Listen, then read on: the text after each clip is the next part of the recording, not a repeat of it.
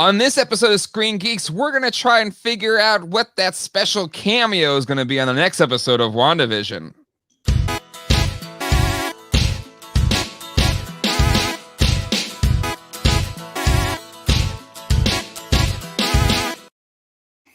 Hey everybody, and welcome to Screen Geeks. My name is Jay, and with me, as always, Thursdays at 9 p.m. is Ralph Casino Skunk Opera. How you doing, Ralph? Hi. I try to make it look less advertising. I feel like that's more advertising, but you know, that's cool. It's cool. Yeah. More. Right. Speaking of advertising, hold on, real quick. Oh, sure, please. Yeah, go ahead. Everybody, take a look at the ticker down below. Mm-hmm. Screen Geeks now has an Instagram page. We do. So you'll get a jump on the news before we do it here. So yes, follow Screen.Geeks. So here I've been putting up. Here it is. So both Toy Geeks and Screen Geeks have their own Instagrams, and before it was like I was trying to do them all at the same time, and it's really weird when I have the Geek Dad Life Instagram. So Ralph is taking over the Screen Geeks Instagram, and then John's going to take over the Toy Geeks one. But Ralph will be posting tidbits throughout the week that we'll probably be covering in Screen Geeks. So give this Insta a follow. And I don't know, Ralph, are you going to do anything special for people that follow the Instagram? I mean, I feel like there's got to be give and take. I don't know. It's a new place to interact. So we the main story of tonight is the cameo in WandaVision. I believe people have already been putting in their, like, it's mostly me and you. But the predictions are there. This is like one of the first things I put up, so there was only us following. But yeah, I mean, if you guys want to check those out, it's all the news you're going to get other places, except I'm going to be snarky about it. So you live a heaping helping of Ralph snarky. I don't know if you want to pop open the Wakanda one down below and look at the caption. Well, we'll save that kind of go through our topics for the day. We'll just leave something to be desired here, but so that'll be our main topics for the evening. Let's check the chat. James Rice, oh boy, the suspense. It's we'll talk about it. We'll talk about it. We'll lead with the whole cameo discussion because I feel like there's a lot we could talk about there. Lolo Pap is here. Hello, Lolo Pap. Jay Griffiths on time this week. Thank you. I don't count attendance, so you're fine. Scott D, big cameo prediction. Old Steve Rogers shows up to talk to Wanda, goes through the force field, converted back to young Steve. That's a cool theory. I like that theory. I'm actually early for once. Yeah, a lot of people excited they're on time today. So that's thank you for being here on time, everybody. Good evening. I hope Cap comes back. Let's see. Colleen is here. Scott D says nice watermark in the upright. Yes, if you follow any of the I don't know, Geek Dad Life media ecosphere or whatever. For a while, I had this kind of mood board for this, the idea for the Screen Geeks logo. The person that has done all the other logo work for Geek Dad Life, so Toy Geeks, Geek Dad Life. There's a couple other projects that still haven't fully launched yet. And Screen Geeks, or everything but Screen Geeks, was done by a really good friend, Jacob Parr, does great work. But Ralph is an accomplished digital design artist himself. And Ralph finally, so he was sick of seeing the Geek Dad Life stuff all over. So he was like, just give me the damn mood board. I can do it. And I thought you did a really good job, Ralph. Yeah, I like it. I think my favorite, hold on, I'll share screen again here. Actually, let me find the mood board, because I feel like that'll at least show the inspiration for the logo. See if people can guess what the inspiration is. But first, let's look at the official logo, which is in this TV right here. So you have the SG with its cool little bands, and then you have Screen Geeks with the little tail of tricolors there. It is still in the Geek Dad Life color scheme, but I love this one, this tape, VHS tape. with the Geek Dad Life sticker. With the Geek Dad Life sticker. I love that. I kind of want to make these stickers now just so I can like put them on a VHS tape. But anyway, if anybody has any guesses what this is based off of, let's see. Anybody? There's two things. This is based off of two things. Two things. Anybody? Going once, going twice. Okay, nobody's guessing. I'm just gonna say it. Here we go. Oh, wait, I don't want to invite. Darn it. Share screen application. Here we go.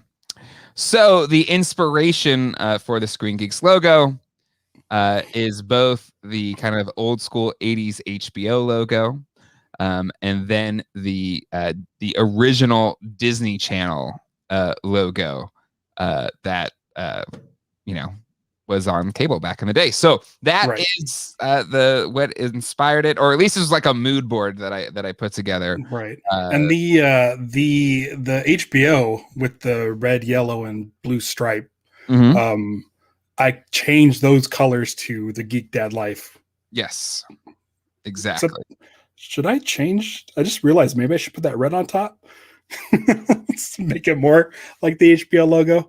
I think I like it. I liked your using of the tricolor there. But anywho, there you go. New Screen Geeks logo. I really dig it. Ralph, you did a fantastic job. Thanks. There we go. James Rice guessed it right. HBO and the Disney Channel. So kudos. Polaroid. Yes, I guess Polaroid has a very similar kind of tricolor. But I believe you use the HBO font or similar. Yeah, font. It's the HBO font. Anywho, just so much of my memories of TV as a kid was, movies taped off HBO and the Disney Channel, like the old Disney Channel. But anywho, there you go. All right, let's go back to the chat. Let's see. Speaking of Toy Geeks, the Batman Beyond Predator is live on Target's website. Wait, Target is selling the Hot Toys? We're definitely going to talk about the Batman Beyond figures on Toy Geeks because, Ralph, have you seen these figures? No. Let's just say, go ahead. I've seen one episode of Batman Beyond. Oh, yes. Oh, sorry. The Batman Beyond, never mind. Yes, the Batman Beyond figures. Yes, I was thinking of Batman Forever. Sorry. There's these, Batman Forever with Chris O'Donnell as Robin. Yeah. Well, they're making these Hot Toys of him, and Robin's my favorite comic book character. And I really dug, Batman, whatever, the nipple suits, all that kind of stuff, whatever. But I really love that Robin suit. Like, it's kind of the Tim Drake. It pretty much looks like how the Nightwing suit looks now. Oh, the Batman and Robin one, yes. I'm talking about the Batman and Batman Forever one. That's like a Tim Drake Robin suit. Oh, yeah. Right. With the nipples. Which again, I don't care about the nipples. It's fine. I just think it looked really cool in terms of like movie Robin suits. I still think it's the coolest one. So, and we'll save most of the discussion for Toy Geeks, but I feel like I need to see it. You need to see it. You need to see this. I need to see it. Yeah. You appreciate. Oh wait, I'm not gonna do. I'm gonna do Sideshow. It's like still the molded rubber, but it still has like the laces on the front, right? Kind of. Yeah. I need to see it again. I'm not the biggest Batman Forever fan, but yeah, I do like that suit. So do I. And again, Robin's my favorite character. I saw it at Comic-Con. The last time Comic-Con happened in 2019, I took a picture of it because I was like, I'm getting the Chris O'Donnell Robin figure to go in my hall of, iconic DC movie characters. It would be perfect next to your Keaton Batman. Right? Exactly. Yeah. That's where I was going to put it. So, okay. So let's go Batman Forever Robin. Oh, well, there he was. He was there for a second. There we go. Okay. So looks great, right? But then like I never realized how accentuated the Robin's You're right. It's glaring. I'm still gonna get it. I pre-ordered it. I'm whatever. I'm secure enough in my masculinity. It doesn't bother me. But I didn't realize that's an awesome looking toy, by the way. It is. It looks fantastic. But the internet is just blowing up over Chris O'Donnell's I don't think Hot Toys is in the market of embellishing. I know, that's what I'm saying. So it must be It must be accurate times, but I don't remember. Anyways, it still looks awesome. I'm getting it. I don't care what anybody says, but I'm getting this hot toy. Anyhow, I think it's awesome. So do I. I'm getting it. I don't care. Colleen, if you're watching, I don't care. Don't be jealous. All right. You know what? They back in 2011, Hot Toys teased a Green Lantern, a Ryan Reynolds Green Lantern figure. Yep. They made the announcement. The movie did okay. It wasn't as bad as everyone says. But I just want to see the prototype. Like, I want to see how they'd made the suit. It's rare that they kind of do the work of sculpting and then not release it. They did. Well, they didn't show the sculpt. Oh, they never did. Okay. No, I didn't. I never saw the sculpt, but they put out the announcement with like an image from the film, and then then that's why the logos. If they got the sculpt phase on a hot toy, because they'll still put ones out for movies that didn't do well because they have to work on those things so far in advance. Right. So the message just never gotten a sculpt phase on the Ryan Reynolds Green Lantern. Well, hopefully we'll get somewhere along the way, a Hot Toys Green Lantern, anything. I know they usually work with movie properties, and there's no movie property for Green Lantern that they're going to do, but there's enough of a base of Green Lantern fans out there. I'm surprised they have Hot Toys hasn't done one just to make it. All right. Before we get into things here, Old School says that new logo is the Shizzle Faux Shizzle. Thank you, Old School. Glad to, again, that's kudos to Ralph. Let's see. James Rice has a great idea. Should add a "Be Kind, Please Subscribe" under it, like the old Blockbuster tapes. I could do that. That's a cool idea. Yeah, good idea.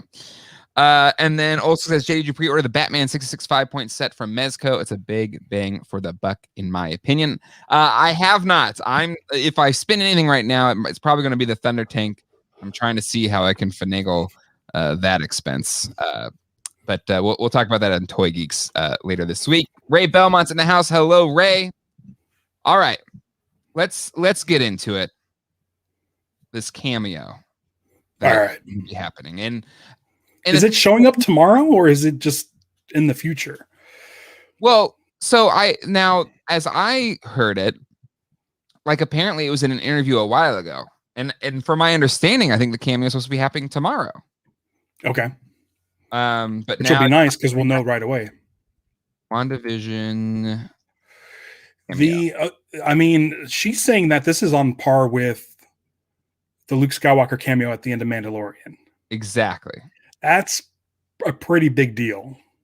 Exactly. So WandaVision star Elizabeth Olsen has hinted that there will be a huge cameo in the Marvel series, and it's probably one we'll never see coming. So we'll never see coming? Like what could that be? I have a guess. All right, let's go through our theories. Let's see what we got. Let's see what the chat thinks. I think there's a couple people already saying. Yeah, let's see what the chat. I hope it's Captain America. But let's see. I work with this actor that I've always wanted to work with, and we have fireworks together. The scenes are great. And we're going to be really excited. Bettany told lights, camera, sparkle. I always want to work with this guy, and the scenes are pretty intense. So it's somebody that Paul Bettany's never has worked with, right? Okay. So it's not Chewbacca. Because he worked with Chewbacca. Yeah, I'll tell you my prediction. All right. Let's go to your prediction. My prediction is pretty bold. And if you're talking like Luke Skywalker level, to me, that means this has got to be a legendary cameo. Mm-hmm.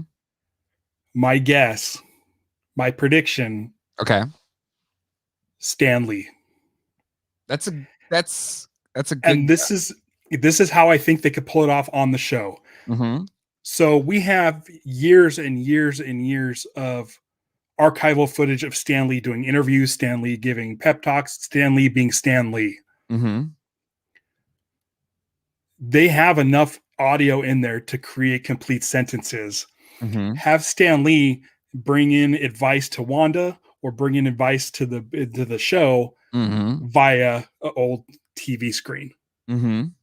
Have someone talking through Stan and communicating through the TV into Wanda's world. Mm-hmm. But use Stan Lee's voice and footage. That would be nuts. It would be. To have a full-on conversation with archive footage of Stan. Yeah. It'd be really neat. It would be really neat if it was Stan Lee. And again, if you're talking about people who probably even think would be the cameo, yeah, I could see that being on that part, because since he's passed, that's probably not what you're thinking first in your head. And it would be a really cool cameo. I mean, it was really nice when he was in his appearance in Captain Marvel. Was really sweet. So I'm thinking something to the effect of where we're going to get into the multiverse. We know that. Mm-hmm. Have someone who is fully aware of the multiverse. Maybe, I don't know. I'm not super versed in Marvel Comics lore, but I guarantee you there's someone that could wield the multiverse like crazy, and they can talk through Stan's images on her TV set in her sitcom house. Mm-hmm.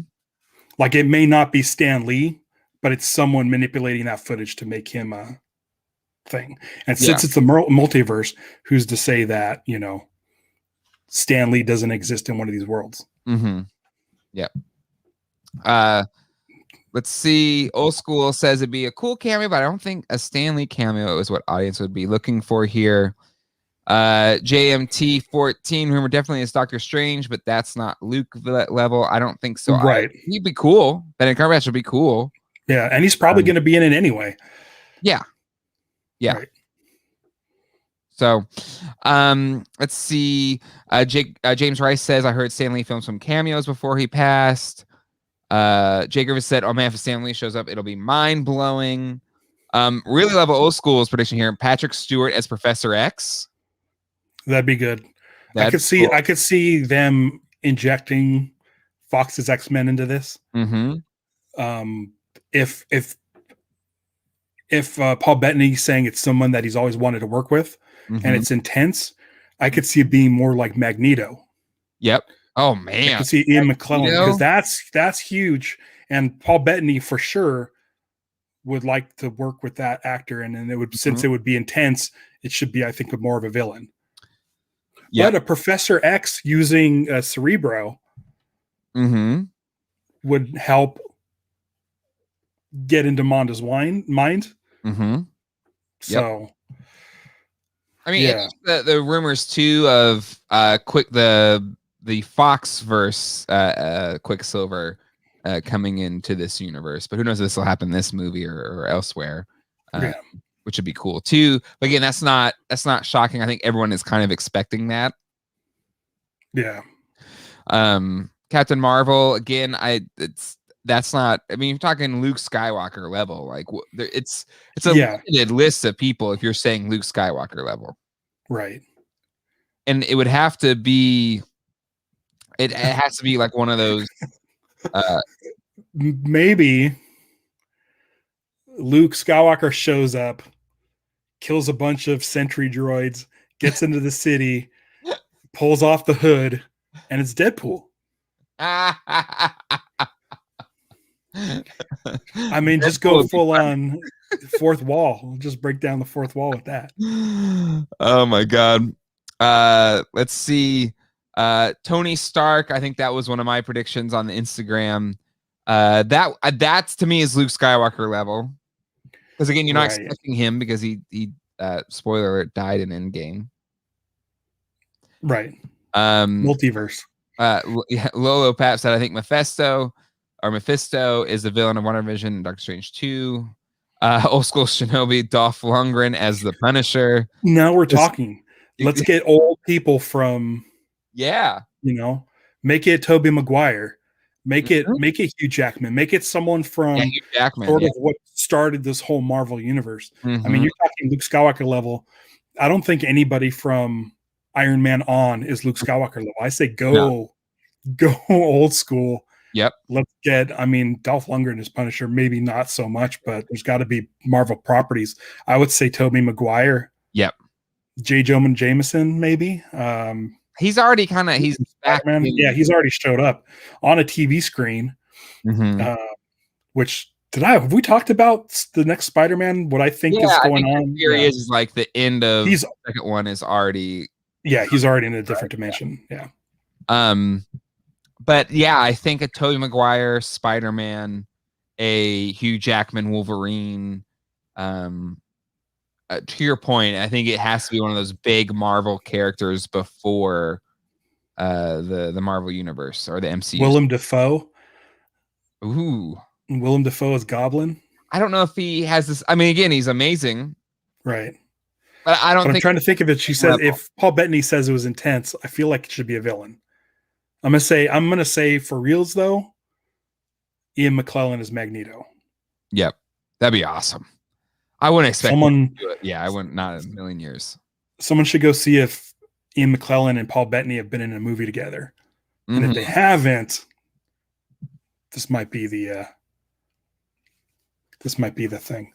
Because it'd be cool if there's as part of this, it ties, her into the X-Men, because it's kind of right. She's been she's one of those characters that's kind of in both.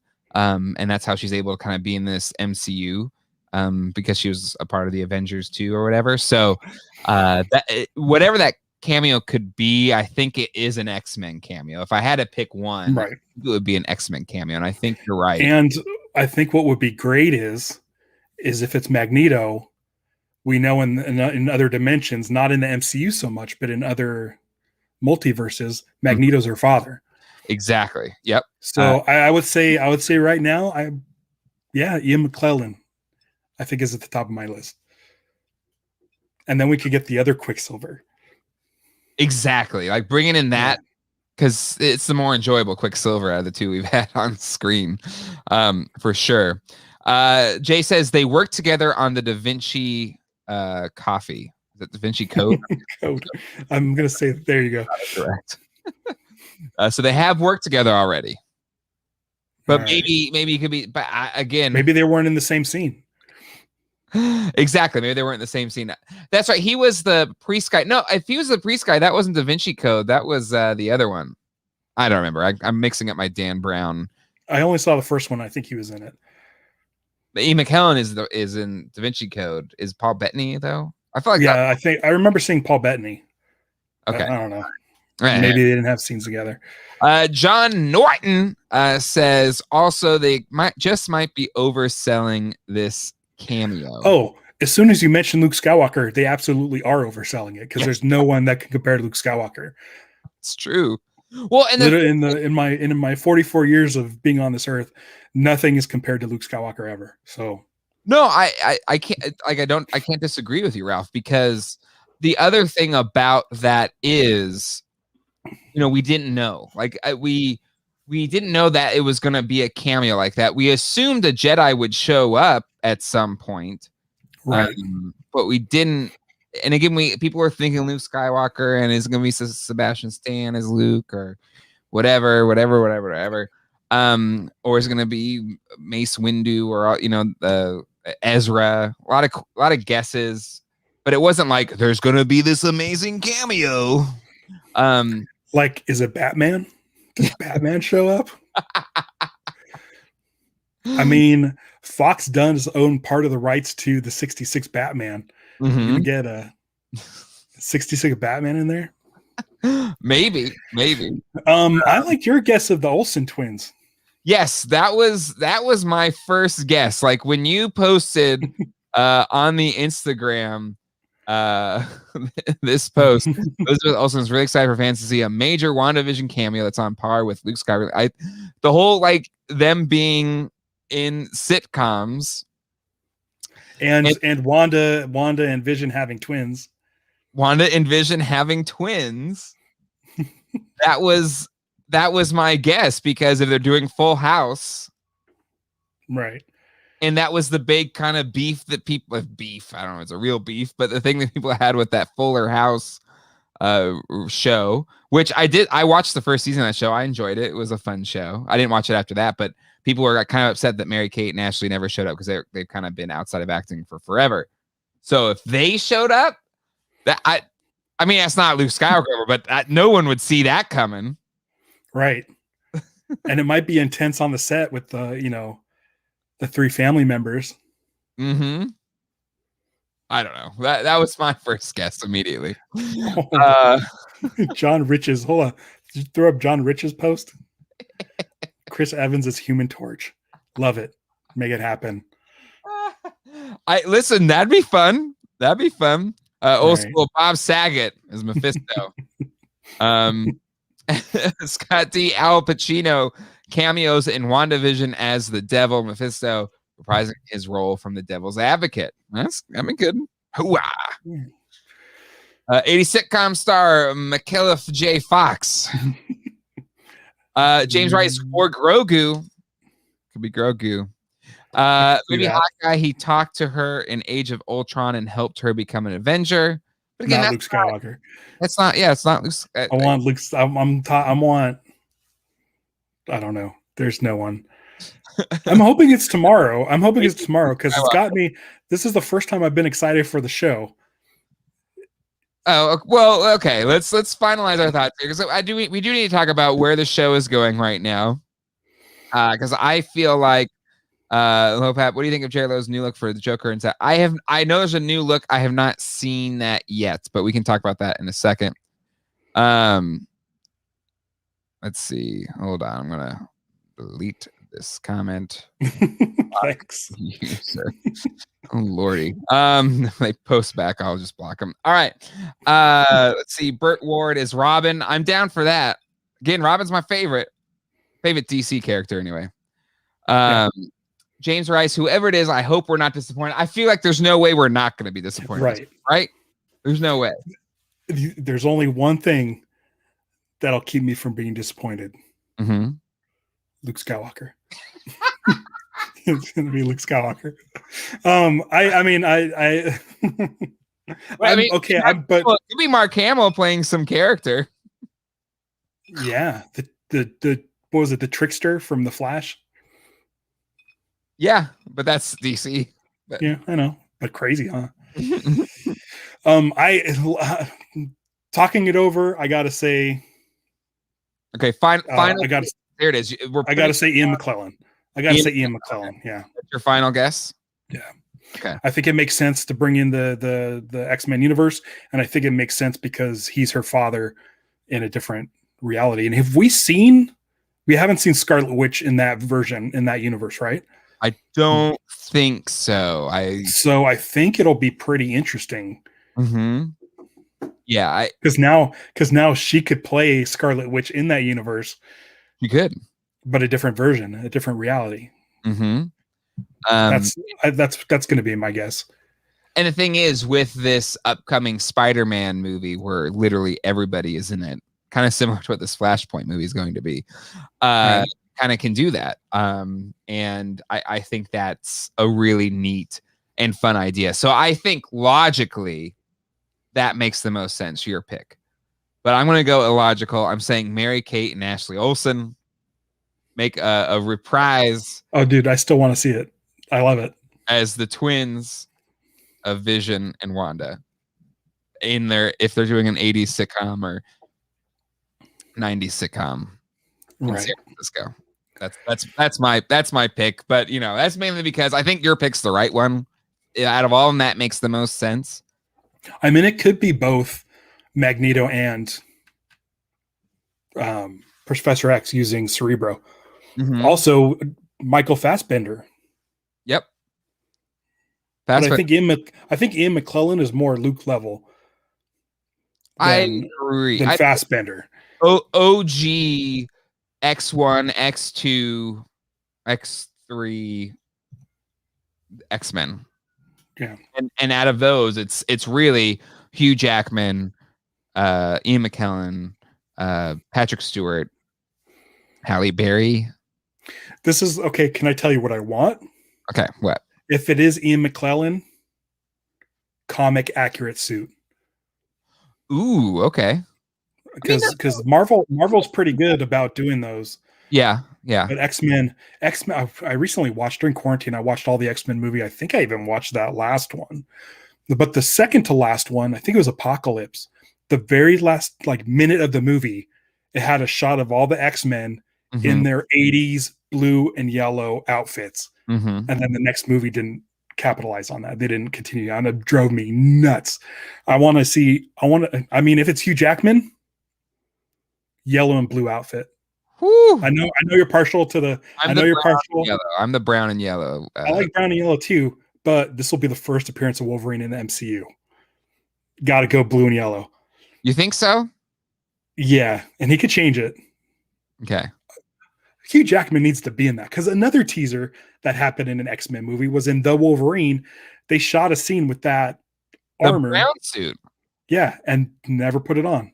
I know. Yeah. Come on, guys. It needs to happen. You're right. It needs to happen. Can you imagine if the MCU just did an X-Men movie that would look like the 90s cartoon? Like all accurate suits. Set it in the 90s, in the multiverse. Well, giant sentinels. Yellow and blue would make a sense. Well, he was brown and tan, brown and yellow in the 80s. It was kind of, well, he's originally the blue and yellow and black suit. That's the original first appearance in Hulk 181.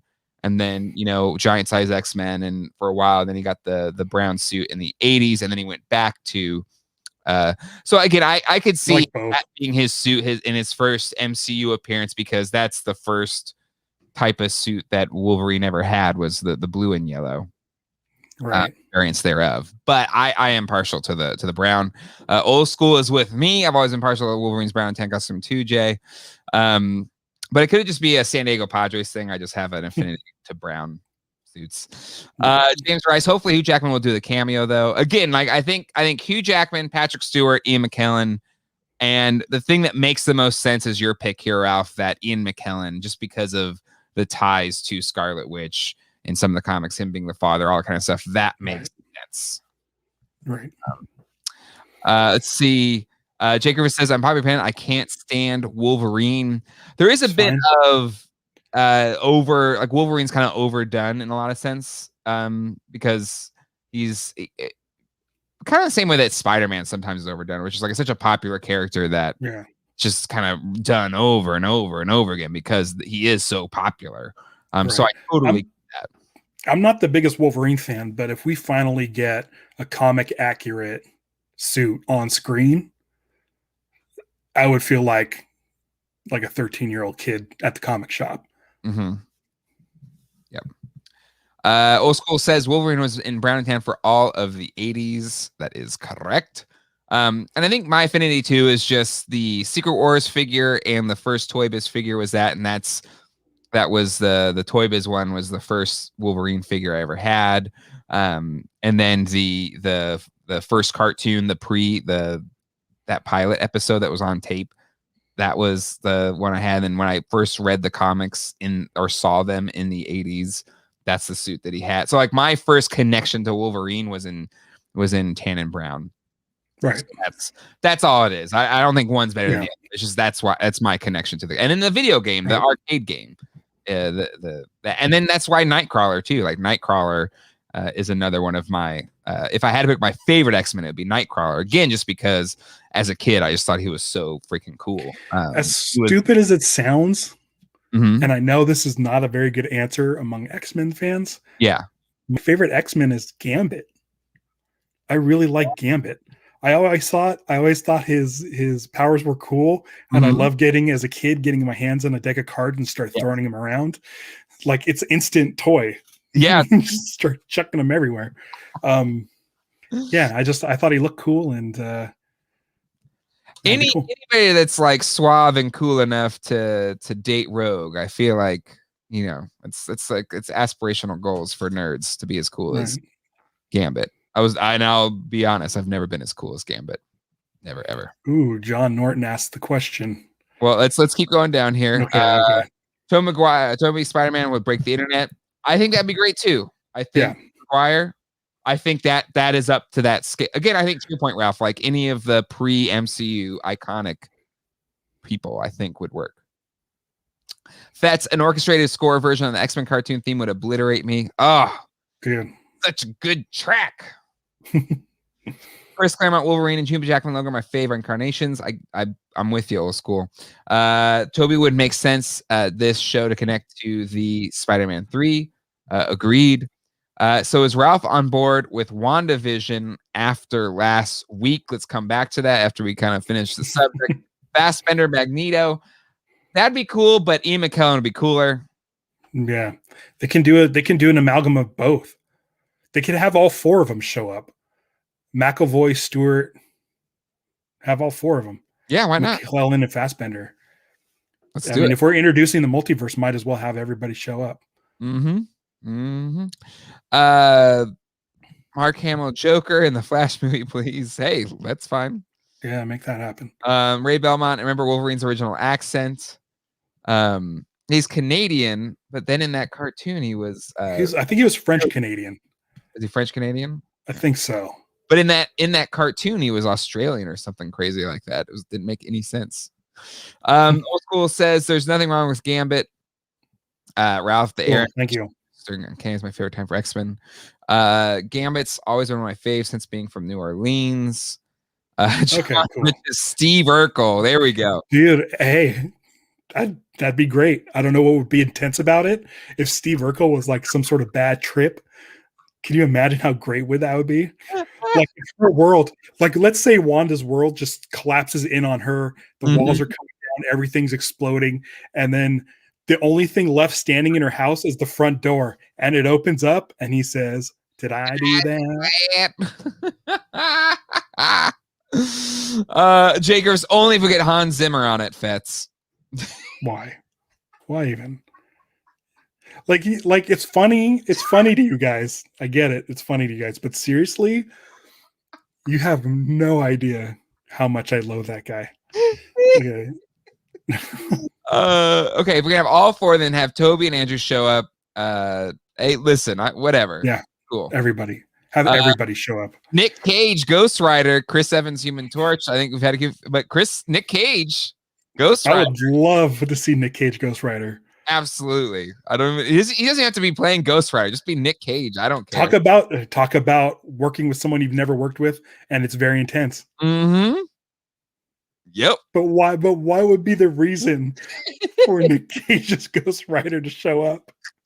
And isn't that Sony? Oh, that is Sony, huh? Yeah, it is Sony because I watched that movie on the Sony lot.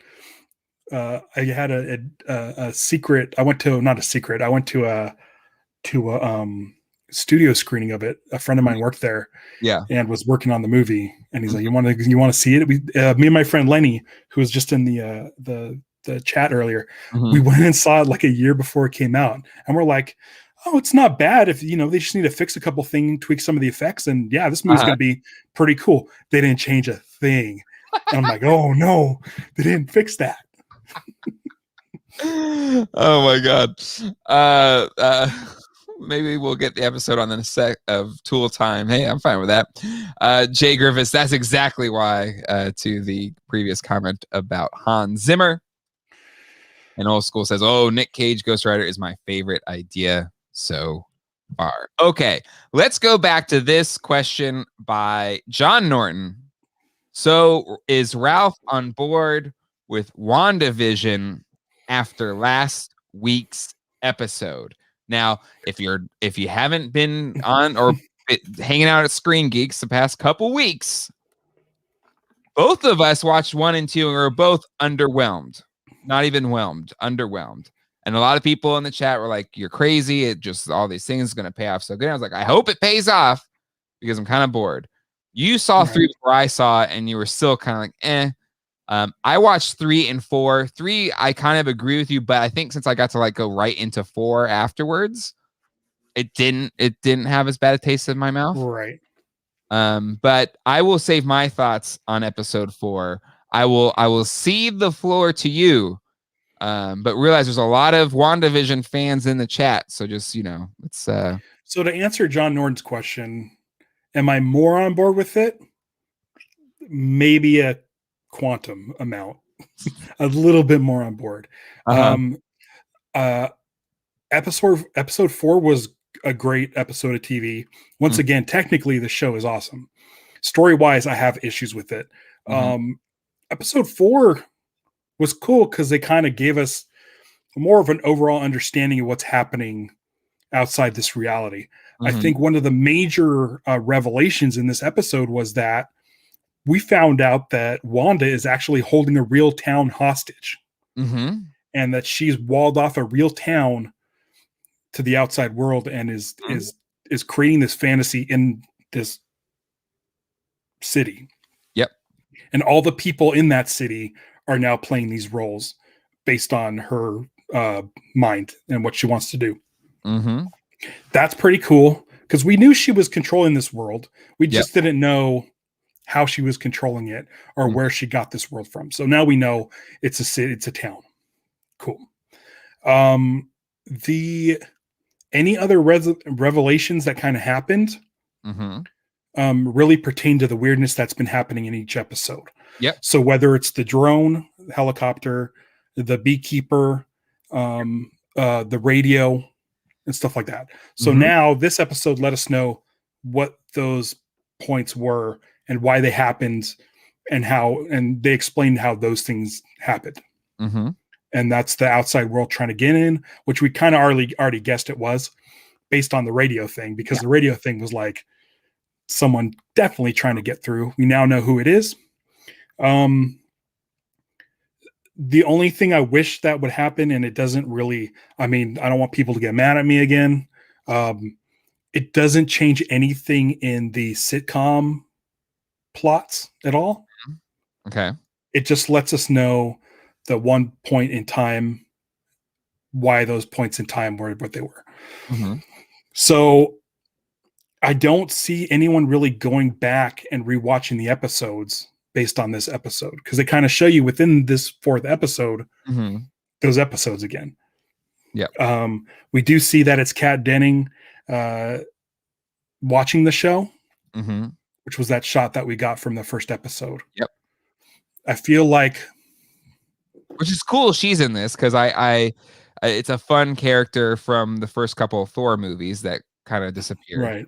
Cool. And Randall Park from Ant-Man, one of the Ant-Mans.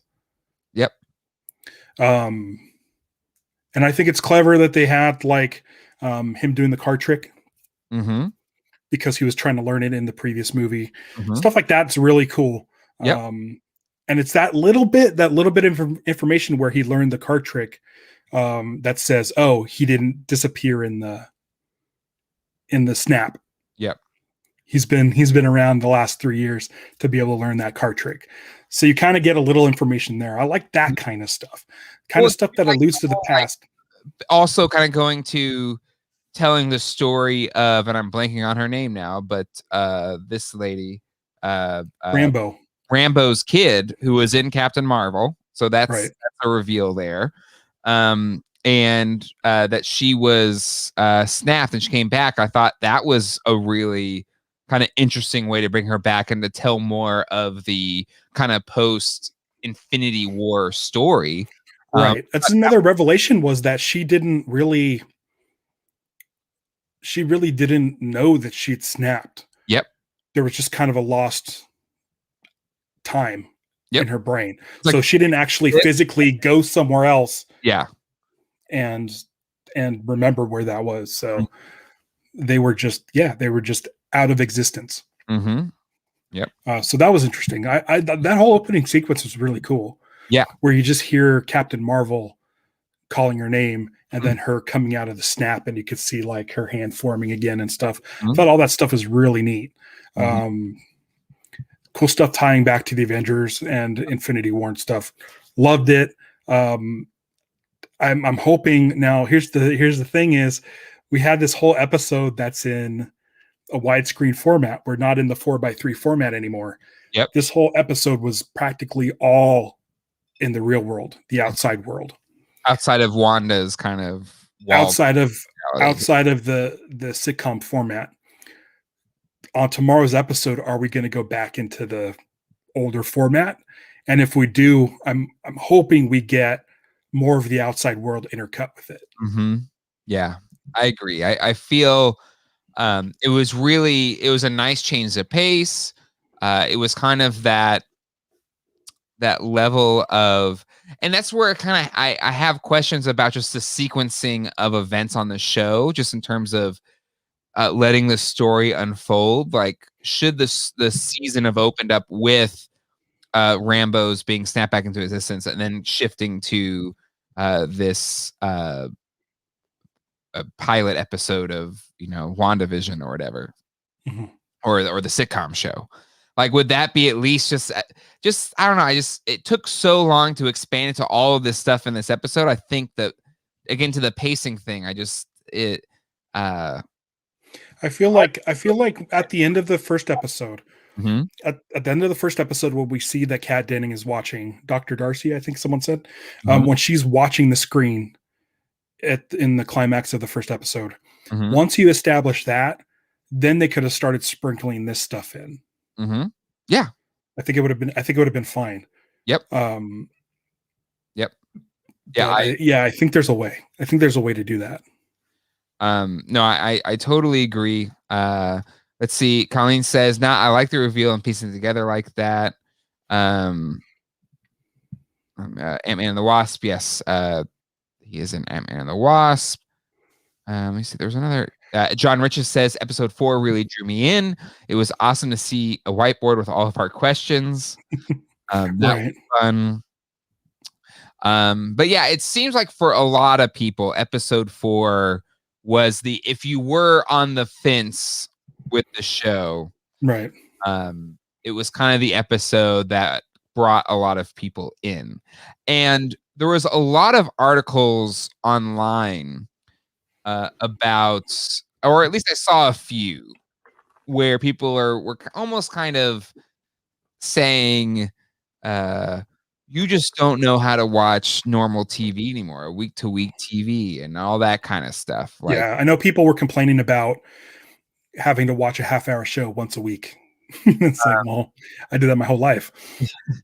And my counter to that, or explaining why people were frustrated with the first few episodes of WandaVision, the counter was, well, these people are just, they're impatient and they don't know how to watch regular TV anymore. And I get that.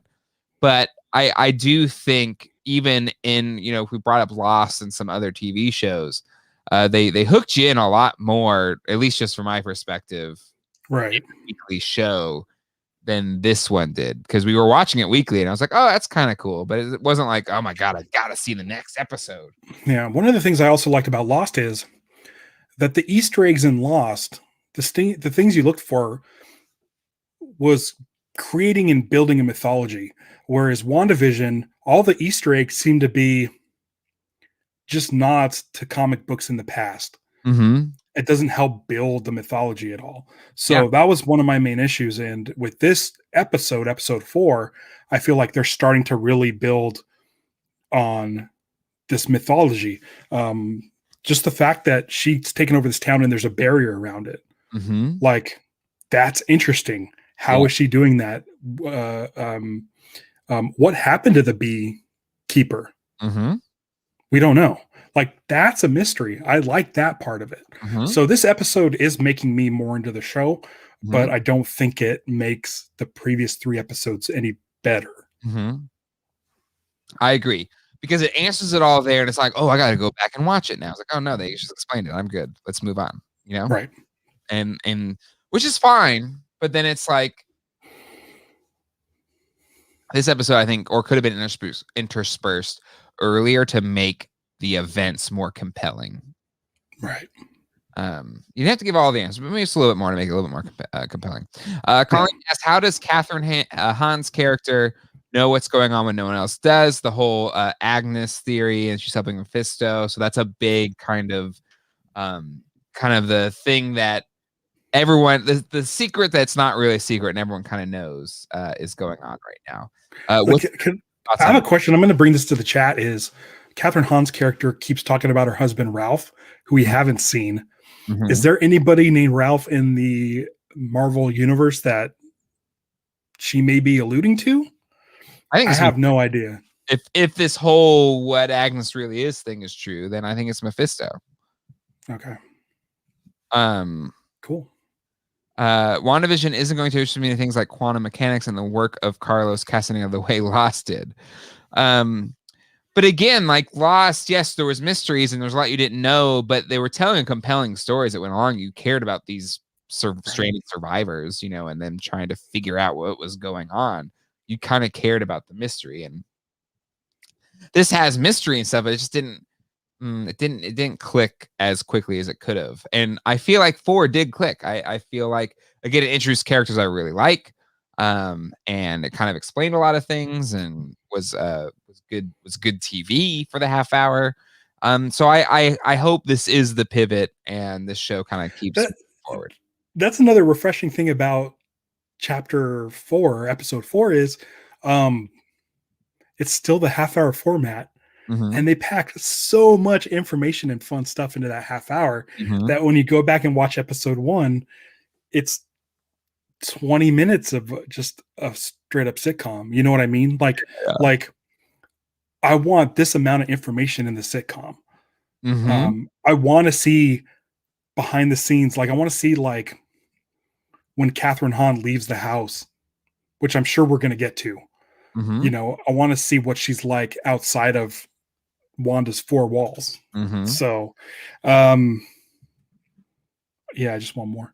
And I'm hoping that now that this episode 4 is, you know, kind of the dam is broken loose, we can now we fully understand what's going on outside. We fully know what's going on inside, and I want to see those two things start, you know, butting heads. My question to you then, if it does go back to the old way of just another sitcom, not really talking about the outside, are you going to throw something at the TV? No, I really like my TV. I think I'm ready. Episode 4 confirmed a lot of what we've been thinking about the outside world trying to break in. Yep. Now they've established that you can't go backwards. You got to just go for it. Agreed. I want to see skies full of mini helicopters. I want to see tons of beekeeping dudes coming out of the sewers. I want to see stuff like try them really trying to break through into Wanda's world. Yep. And I'm hoping that the best way they can do that is to get her there mentally. You're going to have to get to her mentally somehow. That's the only way you're going to get through her barriers. And the only way that I think that they can do that, Cerebro, Magneto, Pietro. Yeah. It's got to be. And I know, you know, Captain America's cool. Tony Stark is cool. But if you're going to bring Tony Stark back, it makes more sense to bring him back into Spider-Man's life as opposed to Scarlet Witch. We need to think who is in Scarlet Witch's life that is going to bring her out of this. Yep. And it would be her father, her brother, or some other family member. Yep. So I agree. 100%. 100% agree. It has to be that. This is the last thing I want to talk about here is this big theory around, because there's that scene, the jump scare of basically the dead Vision. And the running theory is, and apparently there was a cut scene from Endgame or something like that, where after Wanda is snapped back, she goes and gets Vision's dead body. And is the Vision in this show a reanimated Vision? It's like it's his dead body that she's reanimating into existence. And he can only still be alive in this walled off town she's made. I think that Vision is possibly just, she has the body buried under the house and is protecting the body at all costs and has created this barrier and this world to protect the body, and that the Vision we see is either purely a made up construct in her mind, or she's taken over the real Ralph and is using somebody else, like manipulating him, sort of like Steve Rogers in that Wonder Woman 84. You know what I mean? Like someone else she's just has imprinted the look of the Vision over someone else's body. Yeah. So, but I think I have a feeling that the body is buried in that house or under that house. Mm-hmm. I would prefer that because a reanimated dead body is just kind of gross. Yeah, I don't think it's that. I think it's that. I hope it's not that. All right. Other things that happened in TV and film this week. Gonna go to the fantastic, newly renovated Screen Geeks Instagram. Let's see. First up here, this WandaVision. For Disney Plus. Hope it's not WandaVision. Jay Griffiths, right there. Get out of here. WandaVision is killing it. But anyway, see, that's what's great about the Instagram. If you follow us on Instagram, instagram.com/screen.geeks, leave your comments there. If you're not able to make a live show, we'll read your comments probably if we get around to it. So yeah. I love this idea. If they don't get to a Black Panther 2 or whatever, or maybe kind of explore this universe, and if whoever kind of takes on the mantle post Black Panther, and if Ryan Coogler's doing it, I'm in. Whatever it is, right? Big fan of the Coogler. I love Sonic the Hedgehog. I'm, I love Nintendo, but for the bulk of the '90s, I was a Sega kid. Up through Sega Genesis, I didn't have a Saturn, but a friend had a Saturn. I played that, and then Sega Dreamcast, like till it died. I kept Sega love alive. So most Sonic stuff is lame. I really love the movie. I really thought the James Marsden live action Sonic movie was a lot of fun. Right. And for a while, it may still be the last domestic movie to crack $100,000 or 100 million. It's the last movie I saw in theaters. Maybe for us too. Yeah. But anyway, a new Sonic show is coming to Netflix. But the thing is, if I kind of want the Ben Schwartz Sonic, like I thought he was a really fun Sonic. Well, it was recently announced that the guy who's been doing the voice of Sonic for the last 10 years has stepped down. Oh, really? Yeah. So maybe it is Ben Schwartz. Maybe they're going to start trying to brand Sonic with the Ben Schwartz voice. I'm perfectly fine with that. And with the way things are going with quarantine, I know that a lot of actors are doing a lot of voice work because they could do it from home. Yep. So I'm sure Ben Schwartz has the time to knock out these episodes. So, yep. But yeah, Sonic Prime coming to Netflix. I'll watch it. Yes, I'll definitely watch it. I love the games.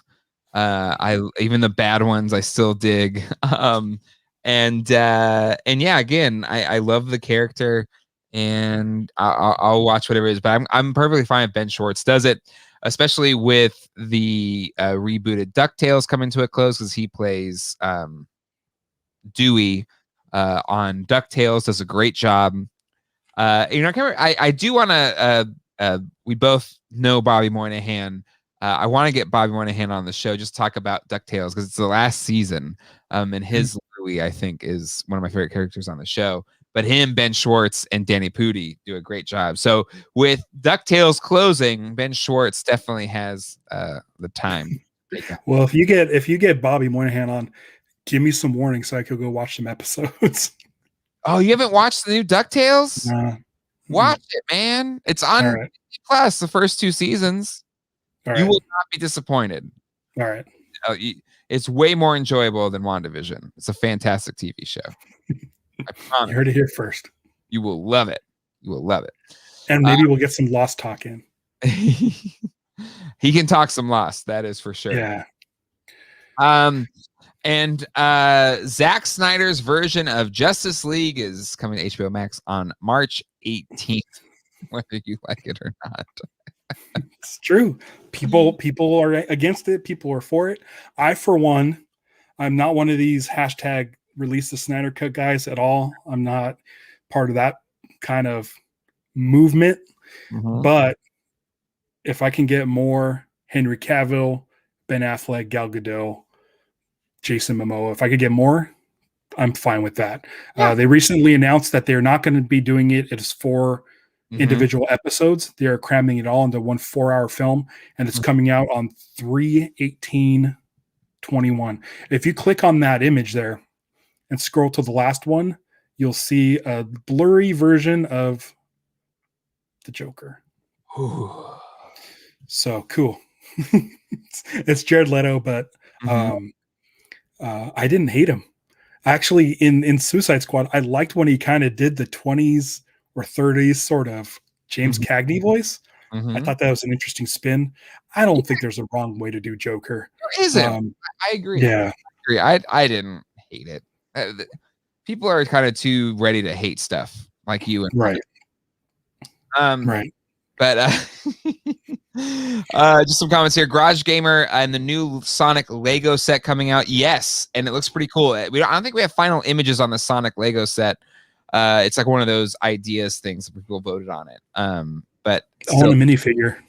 Yeah, they're Sonic and Tails and Dr. Robotnik. Jagers, I'm out. Jared Leto. All right. Everyone's gonna watch it. Yeah, it was Groundhog's Day. Groundhog Day. Just 1 second, because it was Groundhog Day.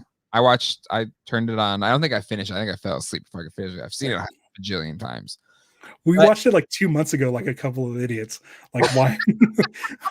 Just wait. But something about this picture is they digitally removed the cigarette in his finger. It was very Disney-fied there. Oh, I didn't even notice. Yeah. I just grabbed that off the internet. Yeah, look at that. Rewriting history. That's another line from DuckTales. All right, and then the last thing here. Listen. What? You don't have to read all this. If anybody's interested in the Suicide Squad, which I cannot wait for, James Gunn released a full synopsis of the Suicide Squad, and it's essentially boils down to it's a war movie with comic book villains. And they're not saying who Taika Waititi is playing. So I think he's playing the main villain. And they're talking about some Cordo Maltese kingpin drug lord guy. Ooh. So it might be a lot of fun. It might. I'm really excited for this. I don't know if I have a release date, but it will come out sometime. Why does it let me scroll? That's lame. Anyway. Yeah, that's lame. But anywho, I'm excited for it. I mean, it's James Gunn. Guardians of the Galaxy is great. Big ensemble cast. I mean, gigantic ensemble cast for this. I like all his movies. Exactly. All his movies are really good. Yeah. Yeah, I think just kind of go with it. I think it's gonna be fun. It's gonna be a good time for sure. All right. Well, that is all of the topics for this week's Screen Geeks. Again, follow the news. Look at we got like several more followers as we've been filming. So keep it up, tell your friends on the Insta. Also follow Geek Dad Life on Instagram if you haven't yet. But yeah, Casino Skunk. What's that? Oh yeah, hold on, go back. Wait. And you should put that there. But anywho, I'll change that. There you go. That is it for this week's Screen Geeks. Let's see. Let's just close out the chat. He looks like a mix of Joaquin Phoenix Joker and Cameron Monaghan Joker. Jay Griffith says they should release a sequel and just re-release Groundhog Day. That's brilliant. A Groundhog Day sequel and then just re-release the movie. I love that. Starro is the villain in Suicide Squad. I'm down for that because is that a fact? Starro in a movie? That'd be amazing. Is that a fact, or did you read that somewhere? I don't know. That's what Lolo says. What Lolo says, Lolo goes, I guess. And John Cena Peacemaker series for HBO will be fun too. Agreed.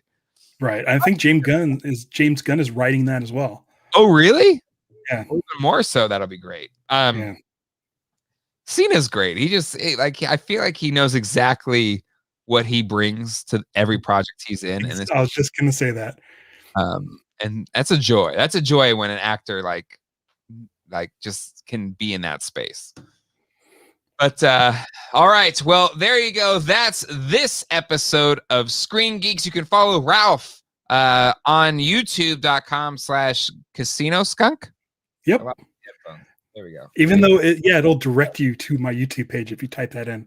I still can't handle get the URL done, but it works. You don't have youtube.com/casino skunk?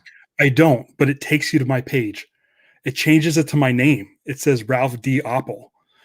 It says youtube.com/Ralph D. Oppel.